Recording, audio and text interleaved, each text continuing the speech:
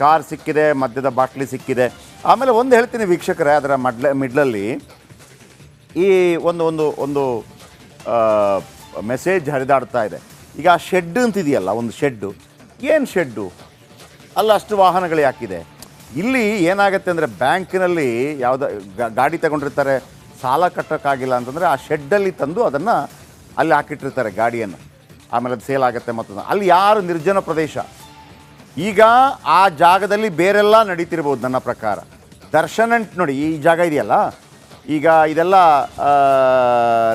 Loan ಕಟ್ಟದೇ ಇರುವಂಥ ಗಾಡಿಗಳು ಈ ಬ್ಯಾಂಕ್ ಅವರೆಲ್ಲ ತಂದಲ್ಲಿ ನಿರ್ಜನ ಪ್ರದೇಶ ಗಾಡಿ ಇರುತ್ತೆ, ಮತ್ತೊಂದಿರುತ್ತೆ. ನನ್ನ ಪ್ರಕಾರ ಈಗ ಲಾ ಆ್ಯಂಡ್ ಆರ್ಡರ್ ಸಂಬಂಧಪಟ್ಟ ಪೊಲೀಸರು ಅಲ್ಲಿ ಒಂದು ಸುತ್ತು ಹೊಡಿಬೇಕು.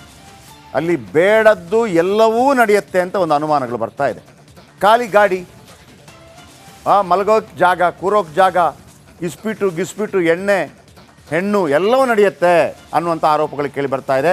ಈಗಲೇ ಎಚ್ಚೆತ್ಕೊಳ್ಬೇಕು. ಇದರ ಬಗ್ಗೆ ವೀರೇಶ್ ಹೇಳ್ತಾ ಇದ್ದಾರೆ, ಗಾಡಿ ನಿನ್ನೆ ಬಂದಿತ್ತು, ಆಮೇಲೆ ಗಾಡಿ ಸಿಕ್ಕಾಕೊಂಡಿದೆ, 2 ಗಾಡಿ, ಒಂದು ವ್ರ್ಯಾಂಗ್ಲರ್ ಗಾಡಿ ಮತ್ತೊಂದು ಸ್ಕಾರ್ಪಿಯೋ, ಒಂದರಲ್ಲಿ ಮದ್ಯ ಕೂಡ ಪತ್ತೆಯಾಗಿದೆ ಅಂಥೇಳಿ.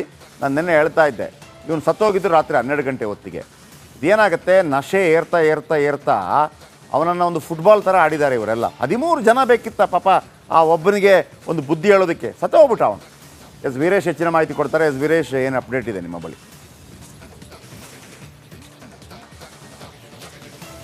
ಜಯಪ್ರಕಾಶ್ ಶೆಟ್ಟಿ, ಸ್ಯಾಂಡಲ್ವುಡ್ ಸ್ಟಾರ್ ನಟ ದರ್ಶನ್ ಇದೀಗ ಖಳನಾಯಕನಾಗಿದ್ದಾನೆ. ಯಾಕಂದರೆ ರೇಣುಕಾಸ್ವಾಮಿನ ಕೊಲೆ ಮಾಡಿದೆ ಅಂತ ಹೇಳಲಾಗ್ತದೆ. ಆ ಒಂದು ಕೊಲೆಯಲ್ಲಿ ಅಂದರೆ RR ನಗರದ ಸೆಡ್ನಲ್ಲಿ ಈ ಒಂದು ಜೀಪ್, ಕೆಂಪು ಬಣ್ಣದ ಜೀಪ್ 3 ಬಾರಿ ಹೋಗಿ ಬರುತ್ತೆ. ಹೀಗಾಗಿ ಎವಿಡೆನ್ಸ್ ದೃಷ್ಟಿಯಿಂದ ಮಾಗಡಿ ನಗರದ ಪೊಲೀಸರು ಇದೀಗ ಈ ಒಂದು ಕಾರನ್ನು ವಶಕ್ಕೆ ಪಡಿಸಿಕೊಂಡಿದ್ದಾರೆ. ಮಾಗಡಿ ರೋಡ್ ಪೊಲೀಸ್ ಠಾಣೆ ಹಿಂದ್ಗಡೆ ಈಗ ನಿಲ್ಲಿಸಿದ್ದಾರೆ. ಅಂದರೆ ಈ ಒಂದು ಕಾರಲ್ಲಿ ದರ್ಶನ್ ನಡಿ ಈಗ ಶುರು ಮಾಡೋಣ.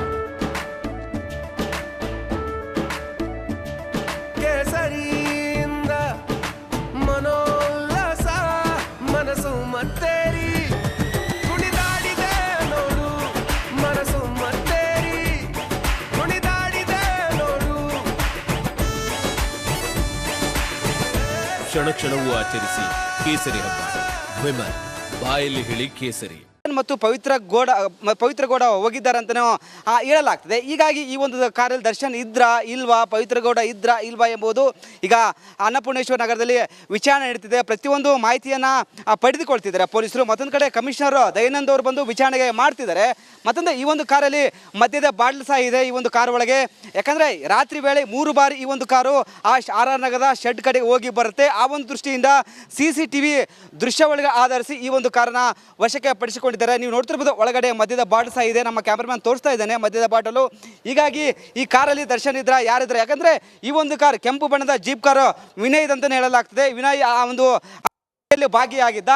ಮತ್ತೊಂದು ಕಡೆ ಸ್ಕಾರ್ಪಿಯೋ ಗಾಡಿ ಸಹ ಏನು ರೇಣುಕಾಸ್ವಾಮಿ ದೇಹವನ್ನು ತೆಗೆದುಕೊಂಡು ಸುಮ್ನಳ್ಳಿಯ ಬ್ರಿಡ್ಜ್ ಕೆಳಗಡೆ ಅಂದರೆ ಚರಂಡಿ ಕಡೆಗೆ ಎಸೆದಿರುವ ದೃಶ್ಯ ಈ ಒಂದು ಕಾರ್ ಒಳಗೆ ತೆಗೆದುಕೊಂಡು ಹೋಗಿದ್ದಾರೆ ಅಂತಲೂ ಹೇಳಲಾಗ್ತದೆ. ಯಾಕಂದರೆ ಈ ಒಂದು ಕಾರು ತುಂಬ ಕೆಸರುಮಯವಾಗಿದೆ. ಇಲ್ಲಲ್ಲಿ ಸ್ವಲ್ಪ ಬ್ಲ್ಯಾಕ್ ಅಂದರೆ ಕೆಸರು ಮೆತ್ತಿಕೊಂಡಿದೆ. ಈ ಒಂದು ಕಾರಿನಲ್ಲಿ ತೆಗೆದುಕೊಂಡು ಹೋಗಿದ್ದಾರೆ ಅಂತಲೂ ಹೇಳಲಾಗ್ತದೆ. ಹೀಗಾಗಿ ಈ ಒಂದು ಕಾರನ್ನು ಸಹ ಏನು ಪೊಲೀಸರು ವಶಕ್ಕೆ ಪಡಿಸಿಕೊಂಡಿದ್ದಾರೆ. ನೀವು ದೃಶ್ಯಗಳು ಸಹ ನೋಡ್ತಿರ್ಬೋದು. ಯಾಕಂದರೆ ಈ ಒಂದು ಕಾರಲ್ಲಿ ಯಾರಿದ್ರು, ಆ 13 ಜನ ಆರೋಪಿಗಳು ಈ ಒಂದು ಕಾರಲ್ಲಿ ಇದ್ರ.